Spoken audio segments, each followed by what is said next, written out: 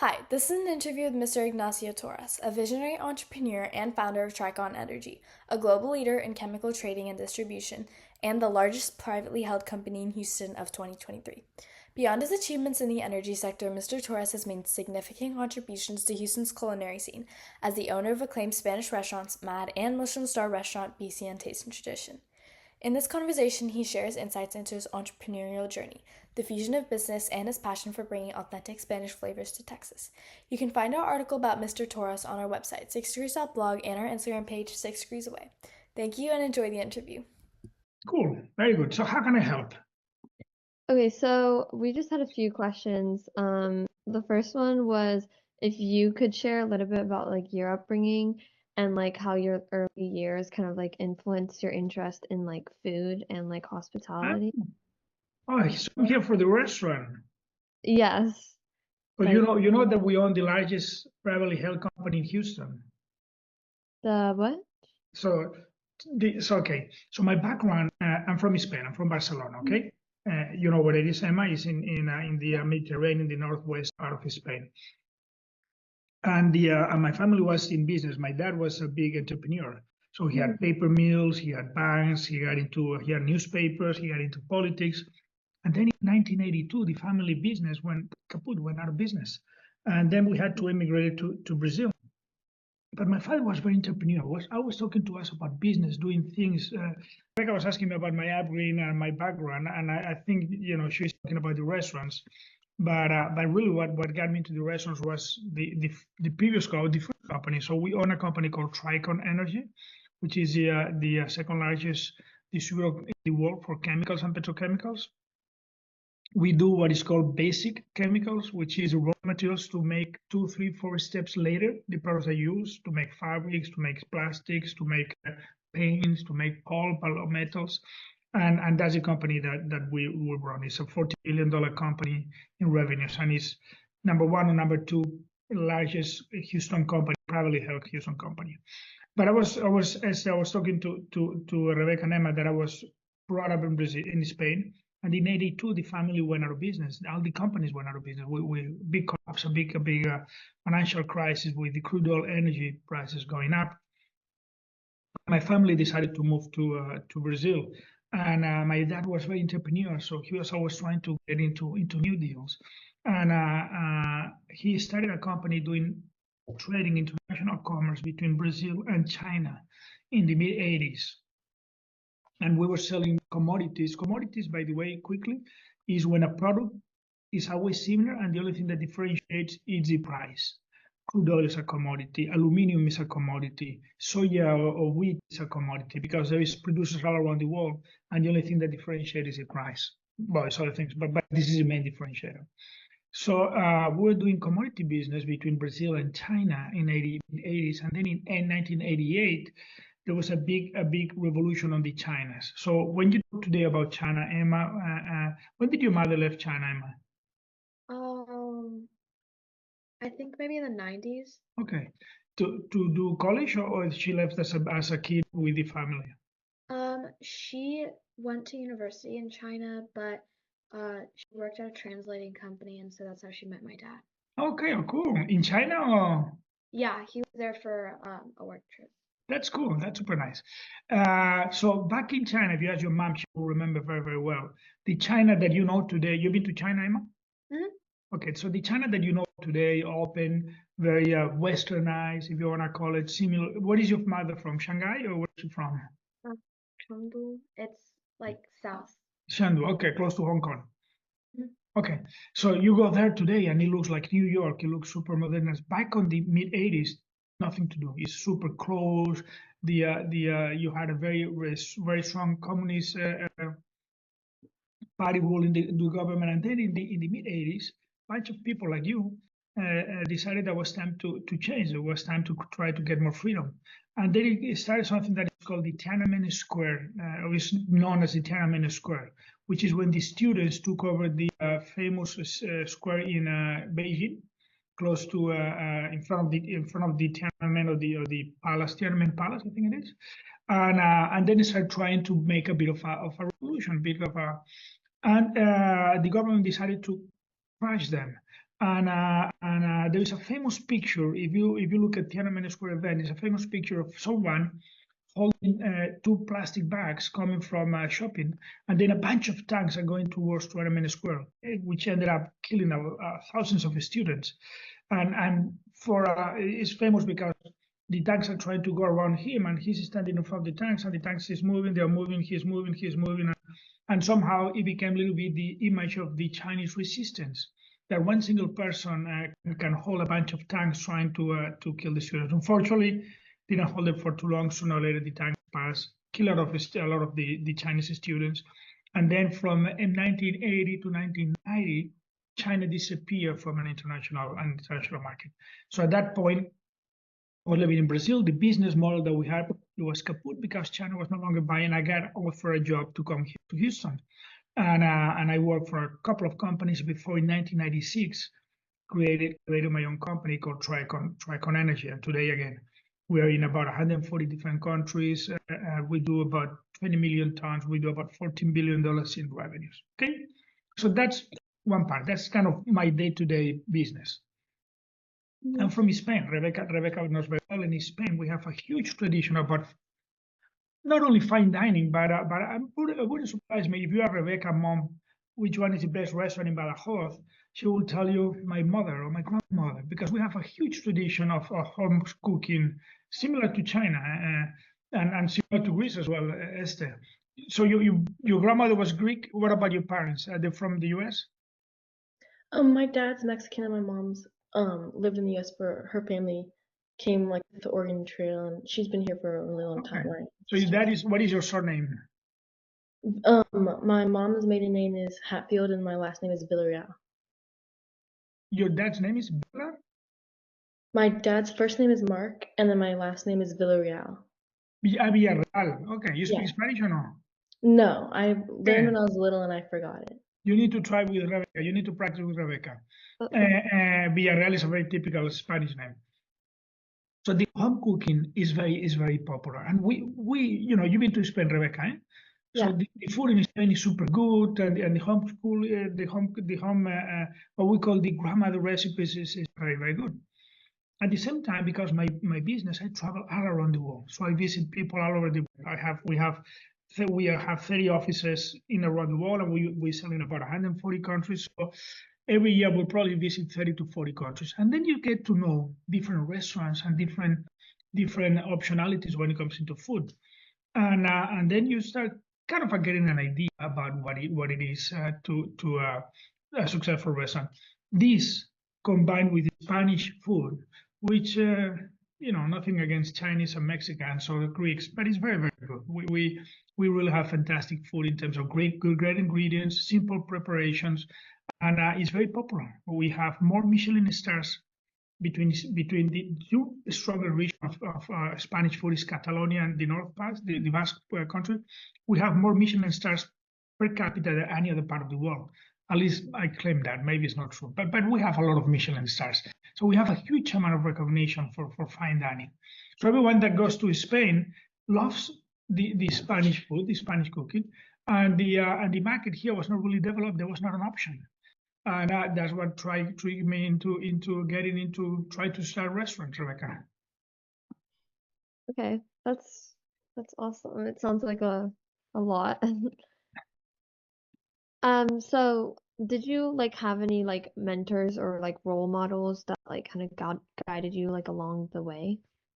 Not per se in the restaurant, even so. I don't know. Have any one of you ate at BCN or Mar or not? Yes. Okay. Yeah, Cool. I've tried both of them.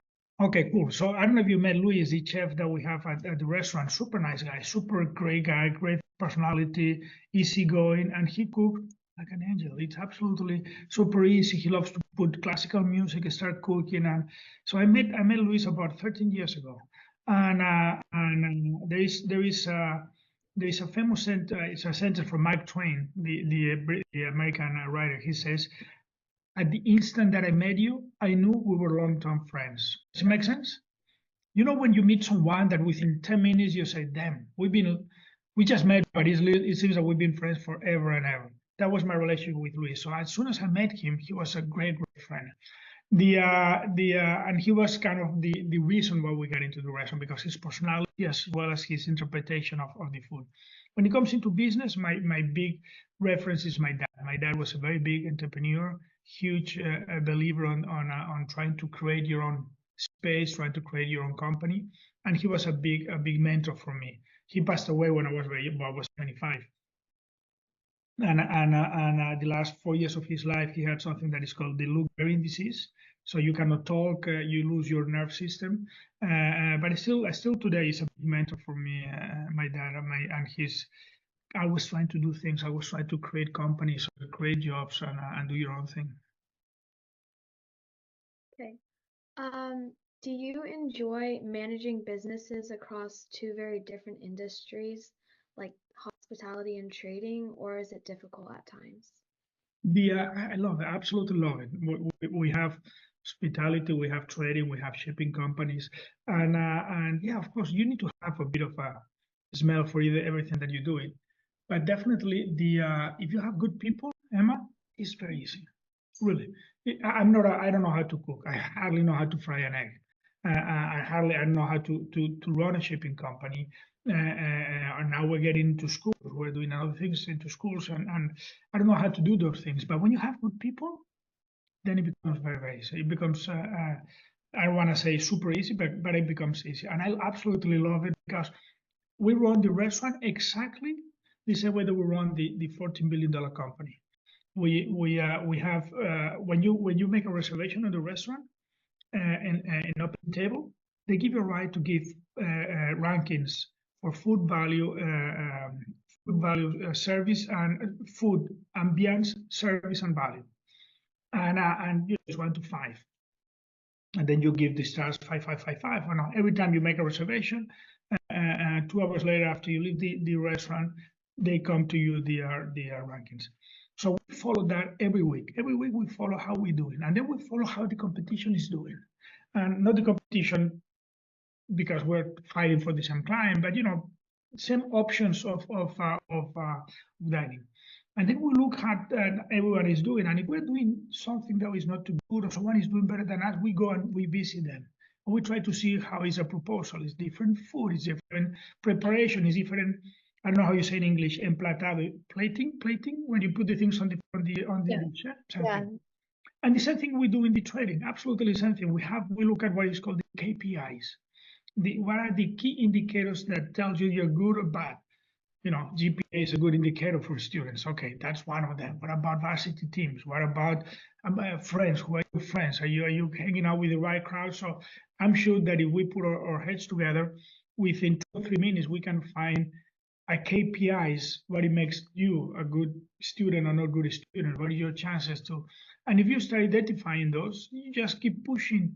Of course, when you're talking about friends or about GPAs, it's more complicated. When you're talking on the business, it's easier in the sense you can push.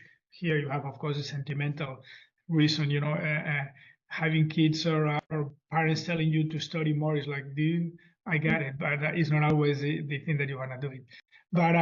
So the beautiful thing is, Emma, that once you identify what it is, if you have the right people, if the right it is easy. So let me give you an example. Warren Buffett, huge entrepreneur, amazing. He has, I don't know how many business. He has distribution of gasolines, and he has diamonds sell shops, and he has industrial, totally different business lines, but super successful insurance companies, super successful in most of the things that he does.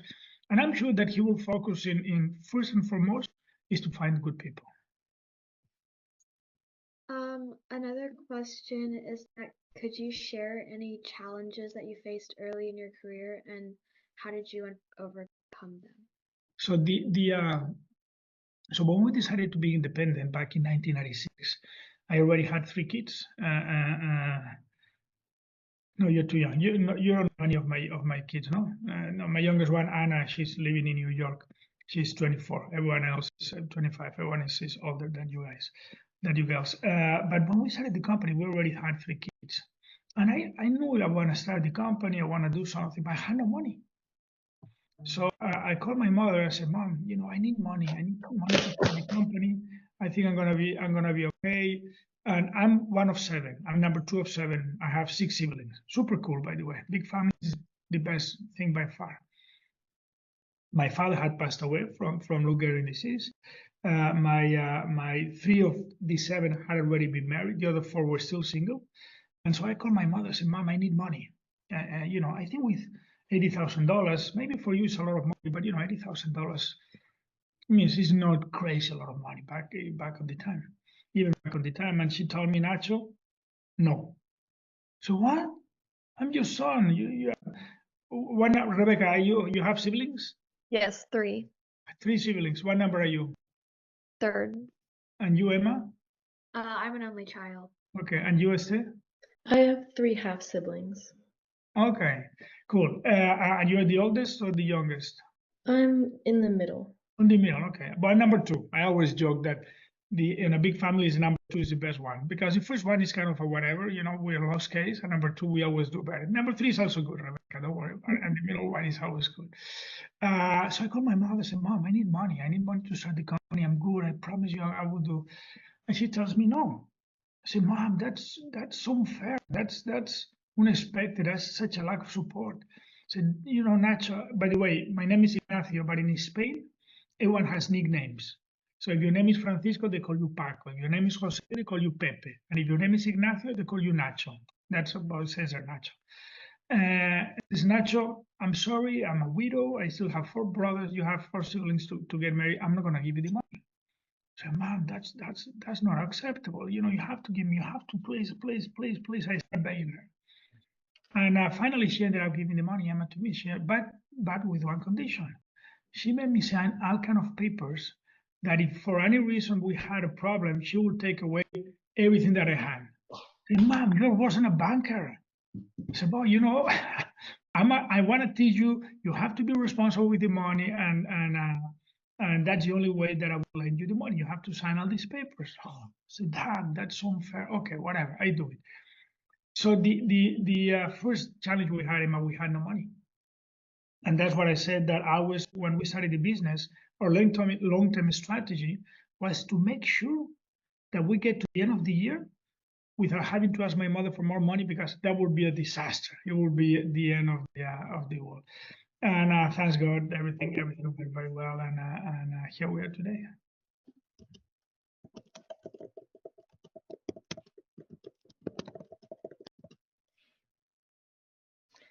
And so, is Tricom based in Houston? Yes. Okay, and so why Houston? Houston is a really diverse and dynamic city, and so why did you choose Houston? For a few reasons, and that's a very good question. Which company is your dad working for? Mine? Yeah.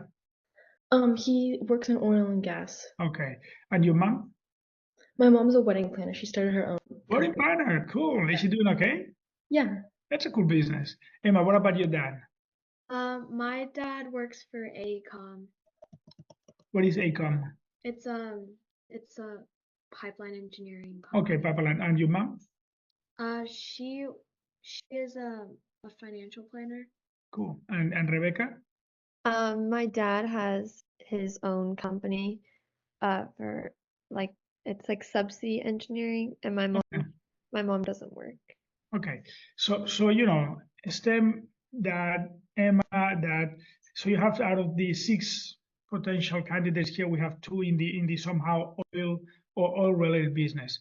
Este, the center of chemical and petrochemical is Houston. That's where you have all the big corporations, Exxon and Shell and Chevron, and of course those corporations then create pipeline companies like what Emma that works, or create refining companies like your dad works. So in Houston, you first and foremost, you have a huge amount of supply producers. Pretty much the largest concentration of producers, chemical producers, is based in Houston.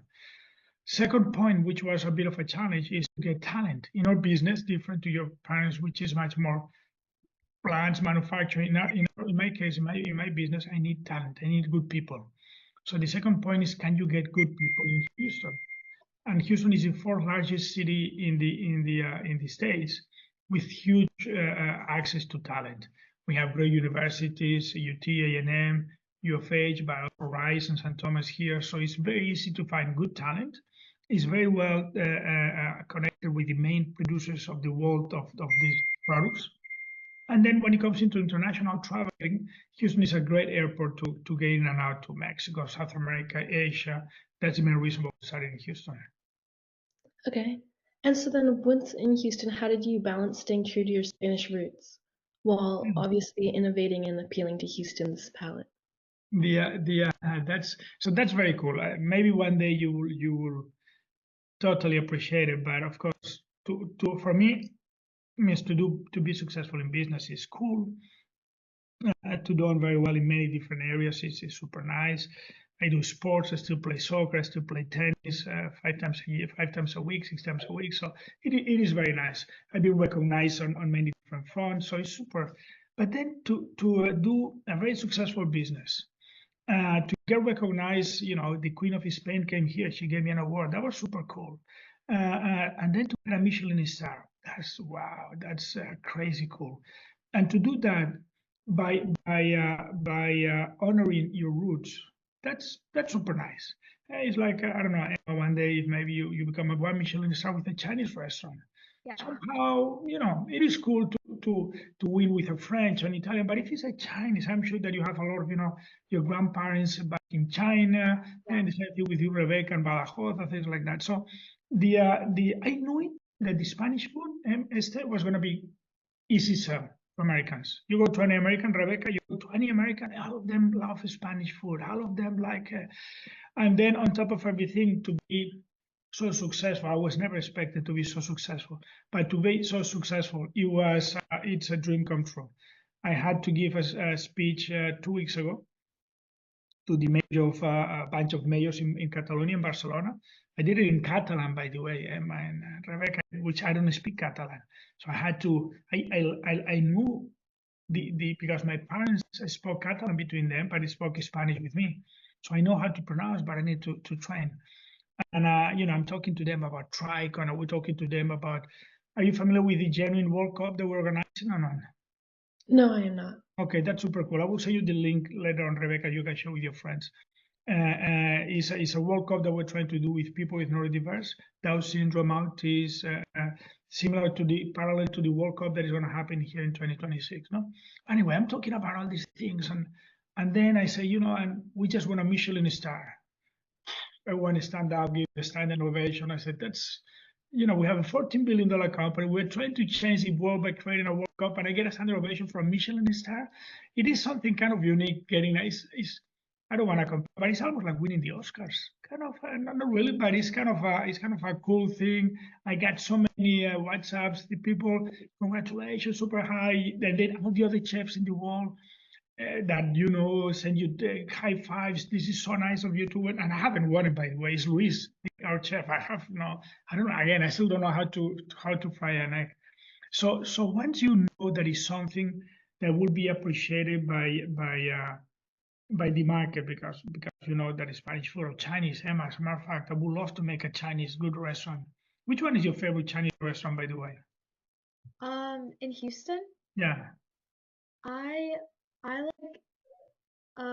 it's called Xiaolongkan. It's like a hot pot place over in Chinatown. Yeah. Yeah. Then give it to Rebecca and send it to me. I would love to do a BCN for Chinese food. And I don't know if you know, in New York there is a place called Milos, which is super good for Greek food. So once you know that the food that of your roots is well appreciated, and then you can interpret that into Houston. And by interpretation means we don't adapt anything, but for us it was fundamental to get the ingredients. So we have the fish coming from Spain 3 times a week, super fresh. And the only issue is, can you pay the price? Will people pay the price? And one thing that is important here is that there is something in commodities called elasticity. Elasticity means at what point the price becomes too high and you stop buying it. A Taylor Swift ticket. What is it? You have a huge elasticity because of course, you will pay the face value of $100 or whatever it is that it goes, but you might go to the scalper, and you then will go to the scalper because he wants you to be happy and pay $300, $500 per se. So that means that the price has a huge amount of elasticity. Pretty much at $100 or $300, you have demand. The food, same thing. If you're happy, if you're super content, if the meal was very good, the difference between $90 meal or $120 meal is not relevant if you're very happy. Don't get me wrong, certain people might be, but one night a month or one night a year, you can spend $30, $20, $30, $40 more. If your date, if your mother, if your business partner is happy, the people will pay. So the issue for us was, will people be able to pay the prices of having to bring the seafood and to bring in everything from Spain? And the answer is yes, they will pay, and they're happily to pay because they know they're getting very good quality at a fair cost. So it's not without beauty. Yeah. Okay, I'm just quickly in between. Could we possibly take a photo of all of us just before, in case the time runs out or anything? Sure. Wait, let me. You want me to do it? Okay. Rebeca, you put a face like you're making a photo face. Okay. Who is doing sports here? Any one of you are doing sports? Yeah, I play tennis. You play tennis? Yes. Where do you play? I currently just hit with my coach, but I do Okay. the team school as well. And where, do you hit the coach at OT or you hit with the coach outside OT? No, my coach, he's based in Katy. Okay, cool. Yeah. What about you, Estee and Emma? Do you do the sports or not? Yeah, I play volleyball and then lacrosse with Audie. Cool. And you, Emma? I play lacrosse. Cool. That's good. That's very good. I love sports, by the way. I think it's a great character formation to play sports. It keeps you active, keeps you shape. It's a great relaxing tool, relaxing habit. And it's good to be a little bit competitive. There's nothing wrong to be competitive. Okay. So one of the last questions that we have is if you could give advice to young entrepreneurs or aspiring chefs, what would it be? Okay, let me see if I don't go too deep because I just had an opportunity to give a lesson to someone else. Yes, a business school in Spain, an MBA in Spain, number 2 in Spain, and kind of the same question they asked me. So let me see, and I gave that answer to them. Let me see if that makes sense to you. There is a point which I like it a lot. So I'm very Catholic, okay? So I don't know if I can answer that, but anyway, I'm very Catholic. I like to go to mass almost every day. I pray rosary almost every day. There is a point that I read once that he says, not everyone is called to be a wise man, but everyone is called to be a saint. Okay, so let's take religious out of it, and let me use this sentence that will say, not everyone is called to be a wise man, but everyone is called to be happy. And in order to be happy is you need to have a purpose in life. It cannot be just money, it cannot be just, because not everyone is called to be a very successful business person. And everyone is called to be a successful chef. Luis, our chef, is an amazing chef. He has a brother who is a priest and another brother who is a famous yacht deal maker. He sells yachts.